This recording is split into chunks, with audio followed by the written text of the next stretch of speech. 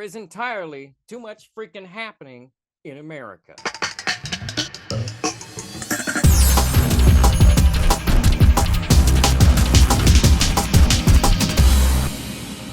Hello and welcome back to Ruben and Cut. Today, what I'm talking about, oh my God, what am I even talking about? I'm talking about too much shit.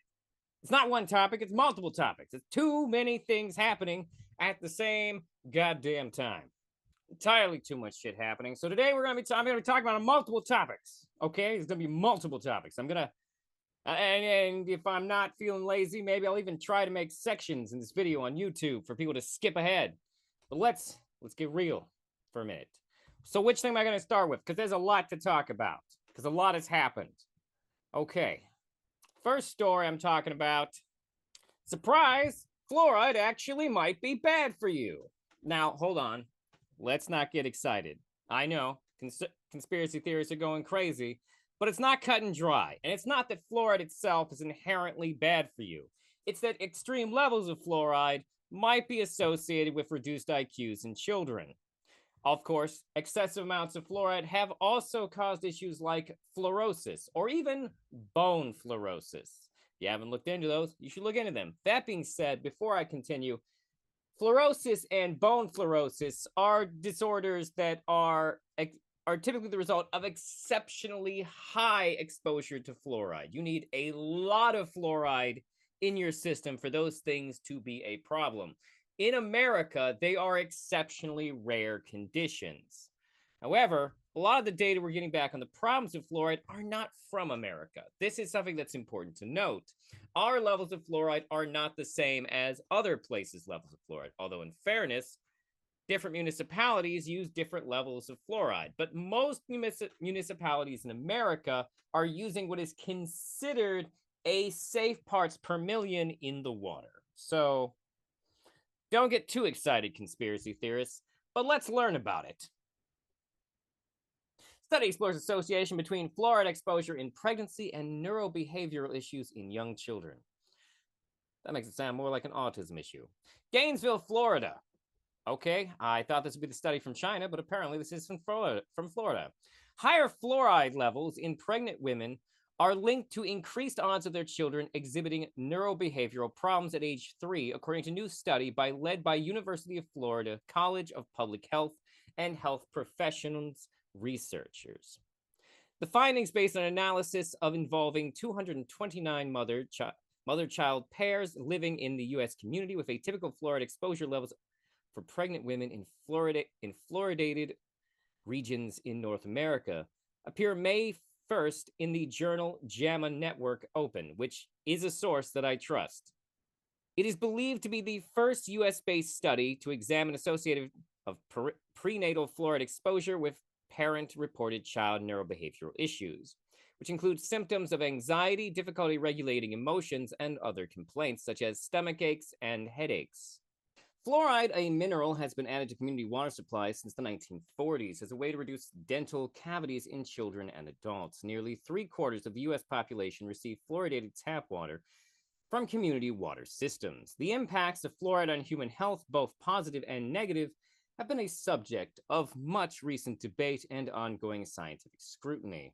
The study's lead investigator, Ashley Mullen, PhD, an assistant professor in the Department of Epidemiology in the UF College of Public Health and Health Professions and UF College Medicine, said that taken with other recent studies conducted in Canada and Mexico on the effects of fluoride on young children's IQs, in fairness, those are the studies I thought I was opening, but this is a newer study. Findings suggest fluoride may negatively affect fetal brain development. There is no known benefit of fluoride consumption to the developing fetus. Mullen said, but we do know there is a possible risk of their developing brain. We found that each 0.68 milligrams per liter increase in fluoride levels in the pregnant women's urine was associated with nearly double the odds of the children scoring in the clinical or borderline clinical range for neurobehavioral problems at age 3 based on their mother's reporting. The fluoride levels found in the study participants' samples are typical for people living in communities with fluoridated water, the researcher says. However, according to the paper, authors do not know whether findings observed in this study are generalized to other U.S. populations or are nationally representative, and therefore more research is required to address that question. Like I said, part of this does have to do with your own unique municipality. They don't all use the same levels of fluoride. Individual differences in persons' fluoride exposure can be attributed to variances in dietary consumption, such as drinking and cooking with tap water versus filtered water, or consuming food and drinks naturally high in fluoride, including green and black teas. Oh, I'm drinking a lot of fluoride. Certain seafoods and foods sprayed with fluoride-containing pesticides. For the new study, investigators used data from the maternal and developmental risks from environmental and social stressors, or MADRES. Study conducted at the Keck School of Medicine, USC. That almost sounds like a 4chan joke. MADRES is led by Tracy Bastian, PhD, the senior author of the current fluoride study and an associate professor of clinical population and public health science. Carrie Breton, SCD, I don't know what that degree is, professor of population and public health science. The MADRES study follows a group of predominantly Hispanic women with low income and their children living in Los Angeles County from pregnancy through childhood. Researchers collected urine samples from MADRES participants during their third trimester of pregnancy. Urinary fluoride is the most widely used measure of individual fluoride exposure in epidemiological studies, including those assessing effects on the fetal brain development. Because fluoride, when combined with disinfecting agents, may cause lead to leach from lead-bearing water pipes, that seems like a huge oversight. That seems like a huge infrastructural oversight if fluoride can actually help lead get into your system. Scientists conducting various... Wait, who is UF Health? Is this someone I can trust? University of Florida Health. I don't know if I can trust University of Florida Health, but I do trust the JAMA. So who knows? And also this other one is from California. The scientists conducted various analyses to be sure any neurobehavioral effects could be attributed to lead. When their children reached age 3, study mothers completed the preschool child behavior checklist, which assesses children's behavior and emotions. The investigation found that women with higher fluoride exposure during pregnancy tended to rate their children higher for overall neurobehavioral problems. Okay, I actually do have a problem with this part of the study since it's self-reported. The study team hopes their findings spur policymakers to create specific recommendations for fluoride consumption during pregnancy. I think it's important, the evidence given, that it's the first US-based study, and findings are quite consistent with other studies published in North America and comparable fluoride exposure levels. Mullen said, conducting a nationwide US study on this topic would be important, but I think the findings of the current study and recent studies from Canada and Mexico suggest there is real concern here. Mullen's research is supported by the National Institute of Environmental Health Science of the National Institute of Environmental Health Sciences of the National Institute of Health. Whoever made that name, what is wrong with you? That is an absurd mouthful. The MADRES study is funded by the Environmental Protection Agency, okay, the EPA. That is a trustworthy source on such a topic. The EPA has no benefit in telling us that there is something wrong with fluoride. Now, it's worth noting that there are still health benefits to fluoride. It does seem to help your teeth out. And it is worth noting that, generally speaking, the worst consequences of fluoride poisoning are typically only in situations where the levels of exposure are very high. Now, this study does suggest that we need to decrease those levels of fluoride even more than we already have. It's also worth noting that the real big takeaway from this is that I want you to stop giving your babies baby water with extra fluoride. What the fuck is that even? Why does this product exist? Your babies don't even have teeth yet, and their baby teeth are replaceable. They're gonna fall out. Don't do it. There's no reason. Stop it. Why is this a thing? Get help. All right, moving along to topic number 2. I suppose you've all heard about the about Tenet. That's right. Turns out Russia, fucking Russia, was paying motherfuckers to spread misinformation about, well, everything. Because Russia doesn't really care about what the misinformation is. They care about, do Americans believe it, and will it cause discord in America? That's right. We have found that RT, Russia Today, has been funneling money to American podcasters and other influencers to, get this, spread misinformation about the Russia-Ukraine war and various other topics that destabilize America. Whoo! Who did this? Well, it was an organization called Tenet. Why they named themselves after the most underrated Christopher Nolan movie, I have no freaking idea. Well, maybe it's because they want to drag our country backwards. That reference makes more sense if you've seen the movie, which I recommend. Anyways, Russia been paying out big dollars. And who they've been paying? Well, they've been paying Dave Rubin and Tim Pool, as well as a number of other influencers through the Tenet network. Now, Tim Pool claims that he didn't know, which is not really a win for him, because for several reasons. One, they still wanted to pay you. You claim you didn't get any talking points for them, but they still wanted to pay you to say the talking points you were already saying, which means that the talking points you were already saying were misinformation that benefited Russia against the United States. So even if you didn't get talking points for them, Tim, you were still in their pockets saying what they wanted you to say. They just chose to endorse you because it was convenient. That is provided that you're telling the truth, because this is the other thing, is that Tim Pool is an investigative journalist, or at least that's what he calls himself. I don't know if going on a podcast and speculating wildly about everything really makes you an investigative journalist. I think you have to go places and investigate things to be an investigative journalist. Yes, I know he has that documentary where he went to Denmark and he made up a bunch of bullshit and was totally racist about it. But was it Denmark? I think it was Denmark. It's one of them Scandinavian countries. Doesn't matter. He was lying, and a number of people have debunked that documentary already. The point is, though, is that Tim Pool claims to be an investigative journalist, and yet he couldn't figure out how suspicious it was that Tenet wanted to give him all this money to do this stuff, and he never stopped to question it. He also boldly claimed in a number of conversations that he was independently funded, which was a lie, because he got money from Tenet. Yeah. The whole Tenet thing is ridiculous. And my understanding is Lauren Chin. I think that's who it was. Lauren Chin. I don't know. Oh, Lauren Southern was supposedly on the payroll, as was Dave Rubin.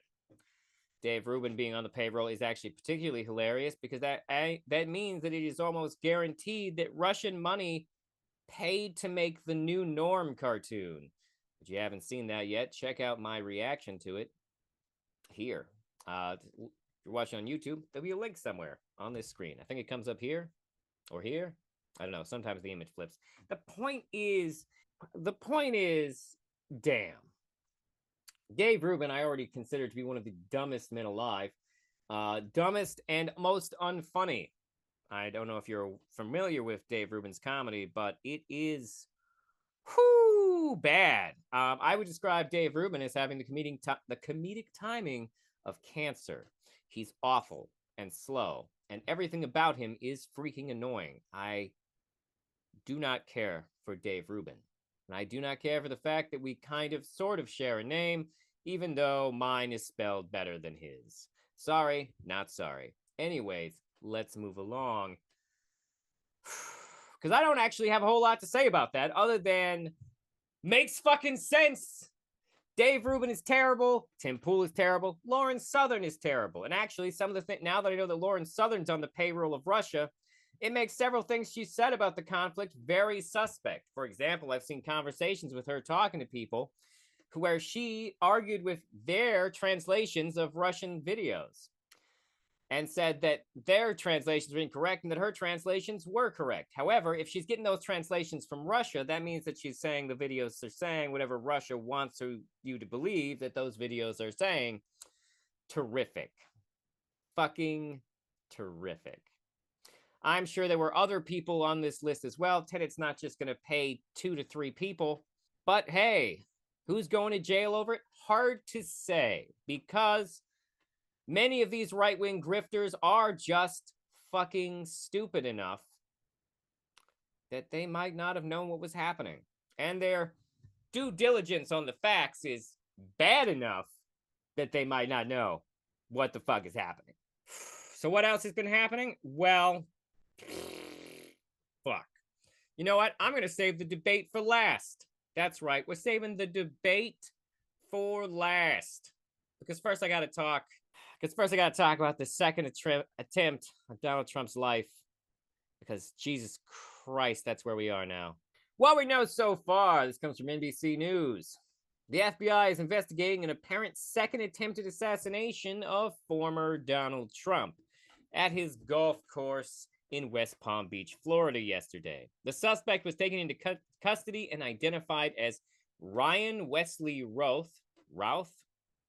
Not sure. 58. He hid in the bushes and pointed an AR-style rifle with a scope at Trump, who was about 400 yards away, officials say. Routh was charged today with possession of a firearm by a convicted felon and possession of a firearm with an obliterated serial number. Okay, a lot of different weapons charges already coming up. Court records show more than 100 criminal counts have been filed against Routh in North Carolina. He has previously spoken about his efforts to recruit people to fight in support of Ukraine against Russia. All right, quick edit here. Since I recorded this and now that I'm editing it, there have been new information has come out about the shooter and his connections to Ukraine. Many of them exaggerated or misrepresented. Allow me to go into some of those details with you now. First of all, it is true that Routh attempted to go over to Ukraine to fight against Russia, believing it to be a black and white war. However, he was rejected by the Ukrainian army for being 56 and having zero military training or understanding. He then proceeded to attempt to impersonate members of the International Legion, an organization that recruits people from foreign countries to fight in the Ukrainian war. However, all he really did was create a WordPress where he posted without permission the phone numbers to actual recruiters, at which point those recruiters contacted him and requested that he stopped. These DMs have apparently been leaked on Twitter. In these tweets, he initially expresses his admiration for the war in Ukraine, but once he is rejected by the International Legion, he promptly turns on them. And decides to make it and makes statements about America cutting off funding and that Ukraine is going to lose. All indications from Mr. Routh's social media content is that he spends most of his time on Twitter trying to get the attention of celebrities. It seems like he definitely has some mental health issues in regards to wanting attention or to be noted in history, possibly why he went after Trump. We also know more about his voting record. He voted for Trump in 2016 and would later drop his support for Trump later.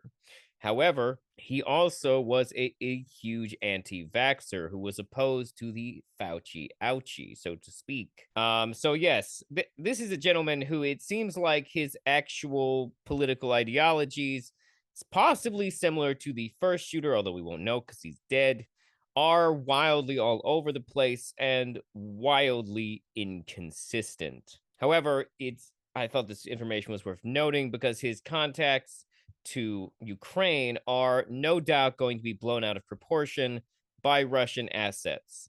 In fact, I fully expect Tim Pool and Dave Rubin to probably claim that he is straight up Ukrainian.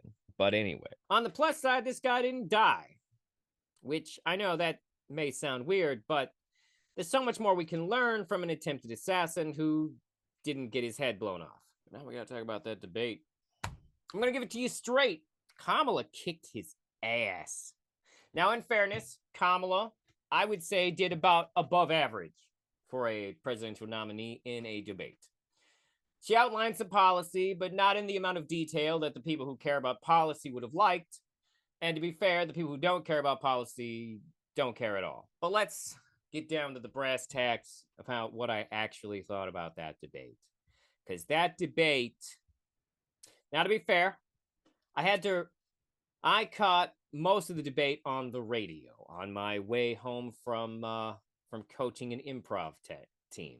Gotta make that improv money, yo. But anyways, on my way home, I listened to the debate. And then when I got home, I finished watching the rest of it on Hulu. And then I watched some of the first parts of the debate the following days on YouTube and such. And I have to tell you, if you think Donald Trump won that debate, please come on my podcast. I need to know what you're thinking. Because that is unhinged. Allow me to explain why Donald Trump 100% lost that debate. For me, anyways. The reasons that coming out of that debate, my major response to Trump was, this guy fucking sucks. Okay? Here's why. Thing number one, Donald Trump does not have good debate rhetoric or tactics. Donald Trump is actually not great at debate. He's good at bullying people. And when he can't bully people, it doesn't really work out for him. His most common technique for debate is to just hit a talking point as many times as you can. Now, the thing about this is that essentially it's a blunt force attack against the audience themselves. It's not about winning the actual argument. It's about making the audience think that what you're saying is factual, even if you get fact-checked 33 times and found to be lying 33 times. Now, Kamala did get one fact check of lying, but against 33, that seems pretty insignificant. Now, to be fair, it's not a straightforward thing. Many other statements were rated as half true or mostly true. But let's move along into the things that drove me crazy about this debate. The number one reason, though, why I believe that Donald Trump lost the debate is because he does not have any plans. He is not prepared. When asked about a number of things, specifically, I'll use my examples, Russia, Ukraine, and Israel-Palestine, he insisted, instead of answering, instead of giving what he would do about those things now, which is the relevant statement, by the way. It is only relevant what you're going to do now. His statement on all these things was, if I was president, they wouldn't have happened. That is not an argument. That is not a statement. That is not a plan. That's fucking bullshit. That's refusing to answer the question, which can only mean that Donald Trump does not have a plan for any of these things. And I also need to lay this down right here. Donald Trump is the reason the pullout of Afghanistan sucked. That's right. That's right. And quite frankly, it was a big problem. Do you know what he did? He negotiated with the Taliban. He negotiated with terrorists. This is literally a thing that we as a country don't do.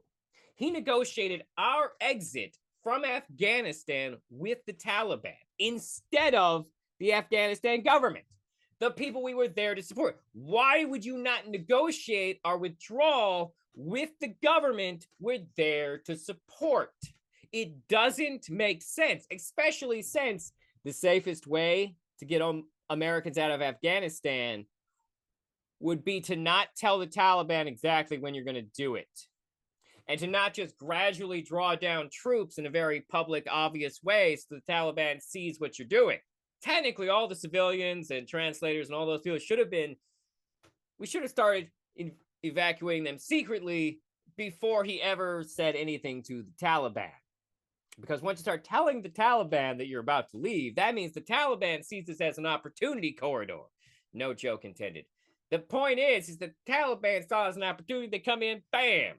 Now they own Afghanistan again. And we didn't just leave weapons there. You have to understand that those weapons were there for the Afghanistan government to use them to fight the Taliban. But when they didn't, that meant those weapons were still there for the Taliban. We're not just going to take all the Afghanistan government's weapons. Our hope, our plan, our dream was for them to fucking hold that city. And they did not, which is unfortunate. But maybe they would have had a better opportunity if Trump hadn't spent all that time basically giving the Taliban all the deets. You know what I'm saying? But let's move along. Because that wasn't the only crazy, unhinged, problematic thing that Donald Trump said at the debate. No. Because one of those unhinged things he said went viral on both sides of the spectrum, weirdly enough. Not exactly sure how conservatives are trying to construe this as a win for their side. If I'm being 100% certain, I don't get it. JD Vance has been encouraging them to continue making the memes, which is a choice. That's right. I'm talking about Donald Trump accusing Haitian immigrants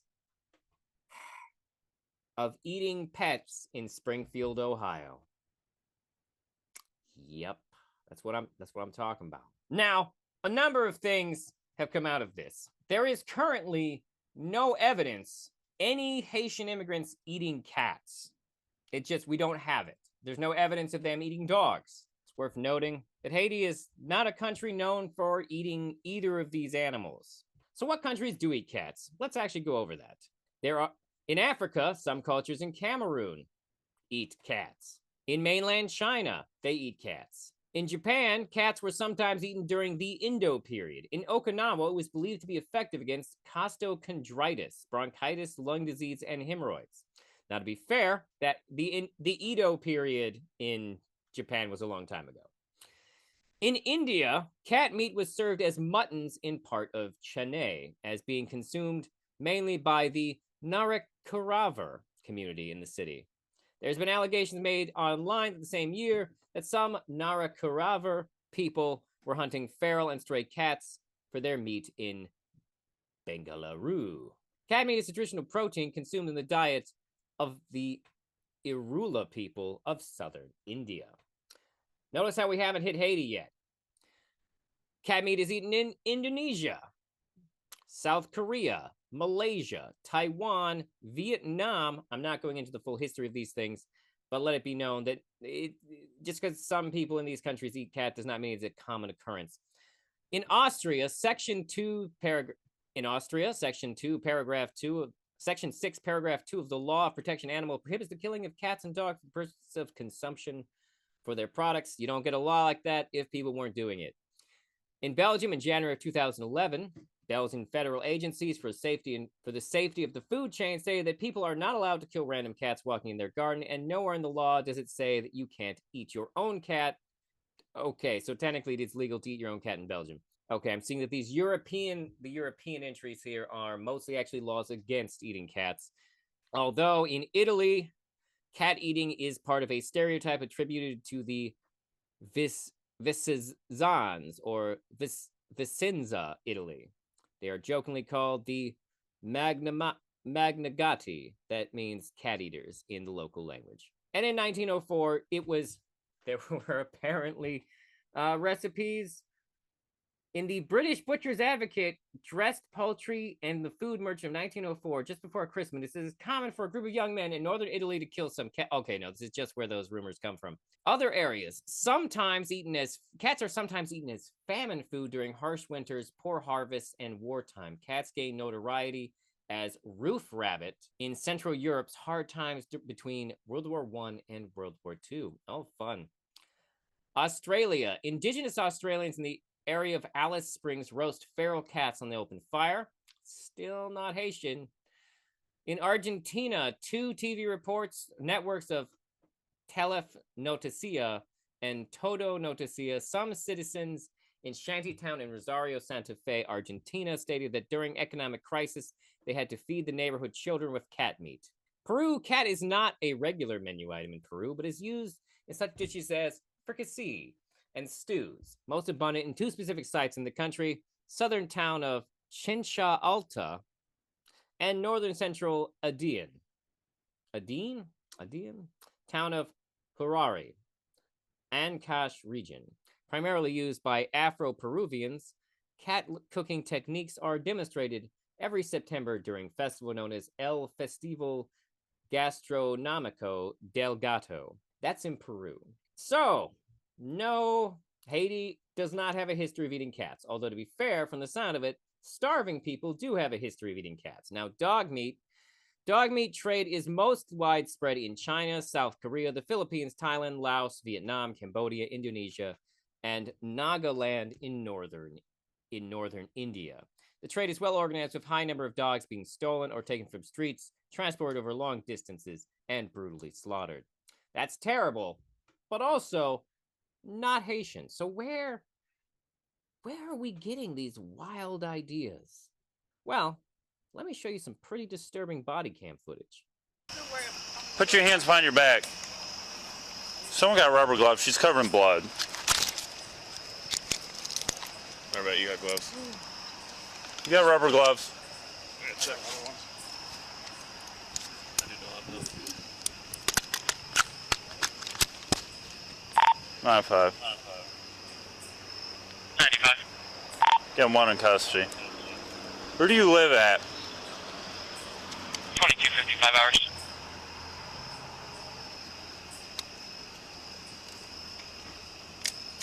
Cuff her up. Please.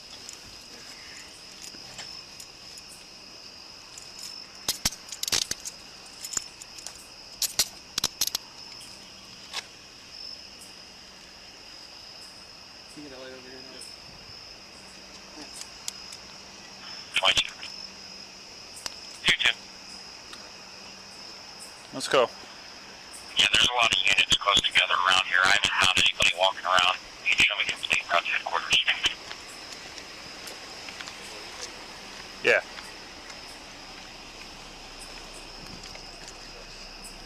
Hold on, I'm 2256 hours. putting a blanket on that back seat first. Hold on. So you have a right to remain silent on anything you say can and will be used against you in a court of law. You have a right to an attorney if you can't afford one, won't be appointed to you at state's expense. You have a right to have that attorney present during any questioning. You have a right to stop answering any questions once they begin. Do you understand your rights? Do you understand?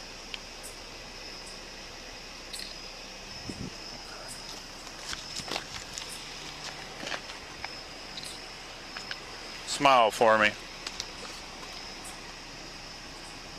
Smile with your teeth. Go like this. Did you eat that cat? Did you eat it? No, why'd you kill it? Get in there. It's ridiculous.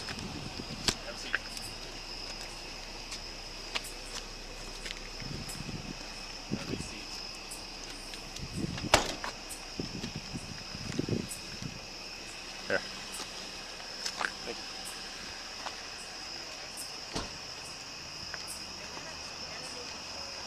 It's all right, other kitty. You're safe.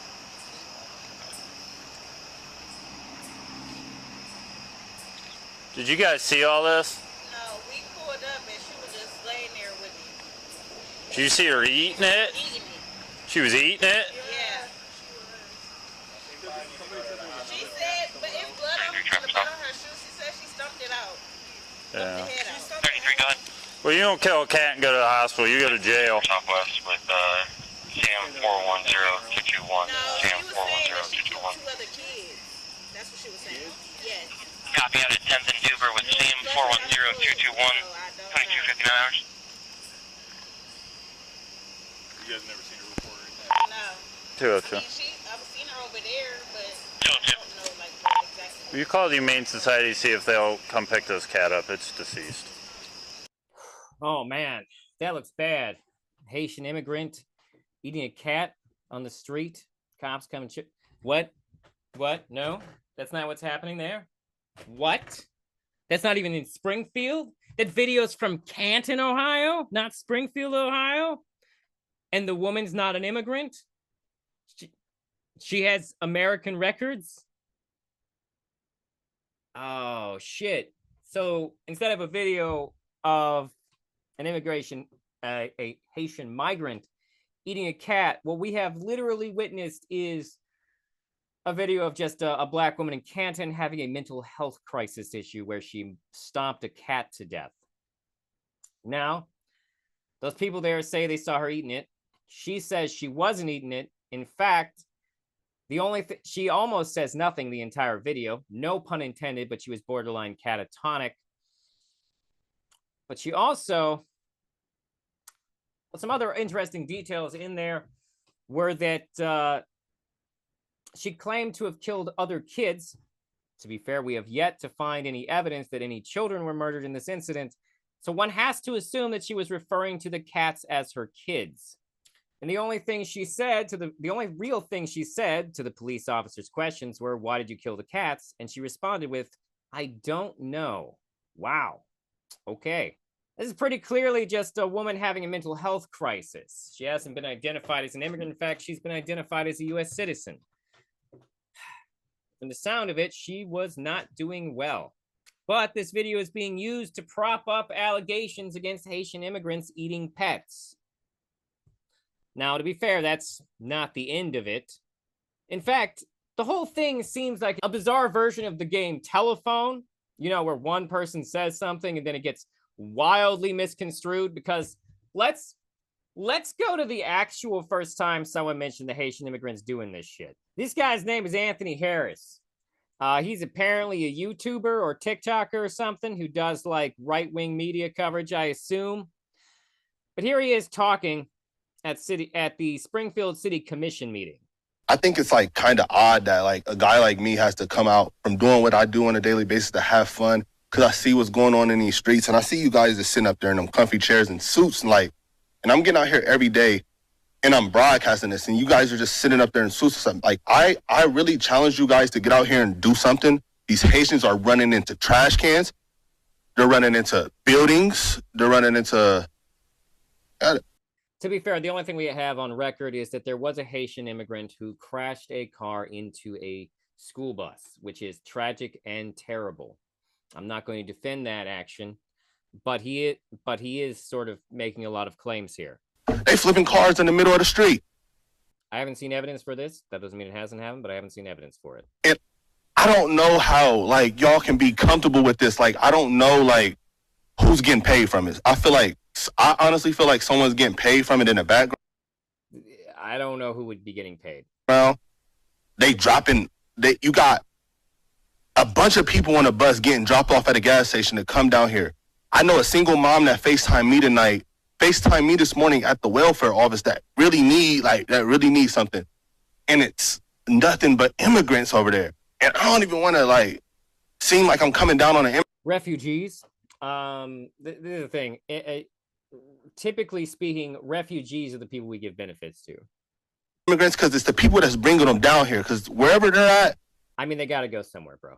That's what they're used to, bro. They're in the park grabbing up ducks by their neck and cutting their head off and walking off with them and eating them. Like, y'all get the Highway State Patrol down here every week, and then y'all get like a task force for the Highway State Patrol, and they look for guns and they look for dope and this and that and the fourth. That same people that y'all got riding up and down Limestone doing U-turns, pulling people over for blinkers and pulling people over for like going left to center and like a couple miles over, like y'all can take them same people, the Highway State Patrol, and you can take them in every single one of their silver Chargers and Dodge Durangos, and y'all can take them to Sunset. I'm just going to say, I don't know if that's how Highway State Patrol actually works. That might actually be out of their jurisdiction. And y'all can park them right over there, and y'all can teach people how to drive, since the Highway State Patrol knows so much about traffic laws and know what to do in traffic. They need to, y'all pay them, they can go over there and teach these Haitians how to drive, because it's getting up. I don't know if the city of Springfield actually does pay the Highway State Patrol. I don't know if that's how that works. Bro, I'm getting thousands of views on these. Because it's a state patrol, which means that they're paid by the state, not necessarily the city of Springfield. And it's going to get bigger, and it's only going to get worse. And y'all sitting up there in these chairs, all y'all need to get out here and do something. Y'all making hundreds of thousands of dollars. Y'all need to put on a t-shirt and some Crocs, and then y'all need to come out here and these. City commissioner, I don't know what. I know the city council members typically make more like $50,000 a year. They're not super rich. They're like middle class. Streets, and y'all need to go out here and I'm out here before the police is. Like, y'all need to do something, bro. Y'all really got to stand on business. Y'all getting paid all this money just to wear a suit and sit in a chair. I think it's crazy, bro. We got to do something, bro. It's kids out here getting hurt. Like, only reason I even went on here and said something about it is because somebody told me they walking from the school and a Haitian almost ran into them. And who is getting paid? Like, how much money is y'all really getting paid?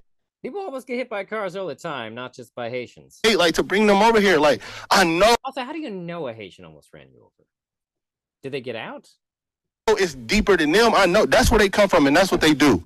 That's their country. I don't know what they got going on over there, but they can't do that over here. And if y'all just getting paid from it and then y'all ain't doing nothing about it, I think that's super weird, bro. Y'all got to stand on business. Y'all got to really, like, step up. Like, it's lame, bro. Like, for real. Thank you for your comments. Thank you. Sure. Thank you. I don't think that gentleman actually understands a lot about local government, but that's besides the point. Did you hear what he said? Ducks. They're eating ducks. Now, to be fair, there is an image of a Haitian immigrant being stopped by the police carrying a goose. Quick edit here. Turns out that goose picture is not even from Springfield, Ohio either. It's from fucking Columbus. And who knows if the guy in the picture is even a Haitian immigrant. The thing about this is that is hard for me to care about compared to Haitians, you know, eating pets. Because grabbing a goose, that's just some redneck shit, you know? If you don't know some rednecks who've eaten goose, I don't know what you're doing with your life. Well, you might just not know any rednecks, but that's besides the point. This shit right here, ridiculous. Because literally what we see here is that a gentleman at this commission talked about them eating ducks. And somehow we got from ducks to dogs and cats. And that's fucking ridiculous. I have several things I forgot to say about the fucking ridiculous debates and why Trump was terrible. Thing number one I forgot to mention. He doesn't understand how tariffs work. Here's a fun fact, people. The cost of tariffs are passed down to the consumers. Technically, yes, they are taxes on a foreign agent. However, if you think that those foreign countries aren't going to just increase the prices to maintain profit margins to get around to compensate for the tariffs, you've got another thing coming. You also have to take into account that even American products use ingredients or items to craft their American-made products from other countries, some of which may have tariffs on them. This ultimately passes down the cost to the consumers, which is why Kamala Harris is referring to it as a tax, because it is. Tariffs, especially if tariffs extend for a long period of time, are also part of inflation. Trump does not actually understand his own tariffs. Then, of course, there was the whole healthcare debacle, wherein Trump said he didn't have a plan, that he had the concept of a plan. Trump constantly asked Harris why she didn't fix things over the last 3.5 years. Fair note, she's vice president. Trump, how come you didn't fix things in the past 4 years? Huh? So, yeah. In fact, I don't even know what to say at this point. There's too much shit going on. There's too much happening. By the time I put this video out, I guarantee you that some stupid shit will have happened where I'll be like, God damn it, I wish that had happened before I put this episode out so I could put it in this episode and be done with it. You think I just want to talk about politics all the time? Because I've got news for you. I don't, okay? Now, to be fair, we got an election coming up, so there's a lot of reason to talk about politics, okay? And I am a political person, so that's fair. But you know what? I'd rather talk to you about Batman. I'd rather talk to you about Batman all day. In fact, as soon as the election over, I'm going to be doing a bunch of superhero and comic book stuff because I love that shit. It makes me feel not crazy. But politics does make me feel crazy. Because I'm out here living in the world, and people are out here going, I thought Donald Trump did fine. Donald Trump did not do fine. That's ridiculous. I don't know what world you live in. But hey, I finally talked about all this shit. And no, I don't have a lot to say about any of these things individually. Because it's exhausting. But anyways, thank you for tuning in. If you enjoyed this, and you stuck around this long, then you should definitely like and subscribe. Maybe share the video. Maybe comment. If you want to be on the program, you can contact me at rubinuncut@gmail.com. I'm always looking for people to talk to. I'm always interested in having people on. I'll even do it live. I can do that now if I really want to. It's also a pain in the ass, but it's also something I feel like I should do more of. Life is complicated and hard. But anyways, thank you for tuning in. Have a wonderful whatever, wherever, whoever you are.